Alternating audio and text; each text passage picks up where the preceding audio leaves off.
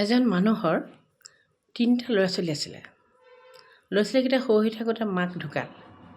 তেতিয়া মানুহজনৰ কামৰ পৰাতো ছুটি নাপায়, ল'ৰা ছোৱালীকেইটাক চাবৰ কাৰণে এজনী মানুহ আকৌ বিয়া কৰাৰ কথা ভাবিলে। বিয়া পাতি মানুহ এজনী ঘৰলৈ আনিলে আৰু মানুহজনীক ক'লে যে ল'ৰা ছোৱালীকেইটাৰ দায়িত্ব তুমি ল'ব লাগিব আৰু তুমি সিহঁতক মানুহ কৰিব লাগিব, মইতো ঘৰত থাকিবলৈ সময় নাপাওঁ। প্ৰথমে দুদিনমান মানুহজনে পেটে অকণ এটা হিংসা ভাৱ লৈছিলে, ল'ৰা ছোৱালীকেইটাক ভালকৈ মৰম কৰা নাছিলে। কিন্তু লাহে লাহে যে তাই বুজিলে তাইৰ ওপৰত যে এটা দায়িত্ব পৰিছে, তেতিয়া মানুহজনে কথাখিনি বুজি ল'ৰা ছোৱালীকেইটাক বৰ আদৰ কৰিবলৈ ল'লে। আৰু আদৰ কৰি এনেকুৱাকৈ ৰাখিলে যে আটাইকেইটা ল'ৰা ছোৱালী ইমানেই বাধ্য হ'ল, মাহীমাকে যি কয় তাকেই শুনে। পঢ়া শুনাৰ ক্ষেত্ৰতো সিহঁত আগবাঢ়িল, ভাল হ'বলৈ বিচাৰিলে। তাৰপিছত হ'ল কি, বহুত দিনৰ পিছত যেতিয়া ডাঙৰটো ল'ৰা ডাঙৰ হ'ল, বিয়া পাতিব পৰা বয়স হ'ল, তেতিয়া মাকে তালৈ এজনী ভাল ছোৱালী চাই বিয়া পাতিলে।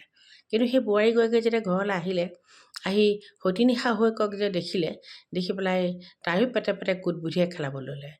তাই মনে মনে নিজৰ স্বামীক ক'বলৈ লাগিলে যে আমি এই মানুহগৰাকীৰ লগত নাথাকোঁ, এই মানুহগৰাকীটো আমাৰ নিজৰ শাহু নহয়, গতিকে আমি বেলেগ হৈ যাম। ল'ৰাটো অকণো ইচ্ছা নাছিলে ভায়েক আৰু ভনীয়েকক কৰি যাবলৈ, কিন্তু সেই বোৱাৰীজনে নামানে, নাই তাই বেলেগ হৈ গ'ল। যি কি নহওক, তাই বেলেগ হৈ গ'ল, বেলেগে সংসাৰ পাতি থাকিলে, সিহঁতে সুখেই থাকিব ধৰিলে।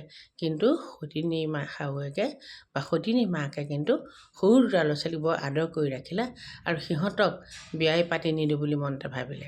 শেষত গৈ ছোৱালীজনী যেতিয়া ডাঙৰ হ'ল, তাইক ধুনীয়াকৈ এটা ভাল পৰিয়ালত বিয়া দিলে আৰু সৰু ল'ৰাটো ভাল হ'ল, তাক নিজকে এটা চাকৰি যোগাৰ কৰি দিবলৈ দিলে।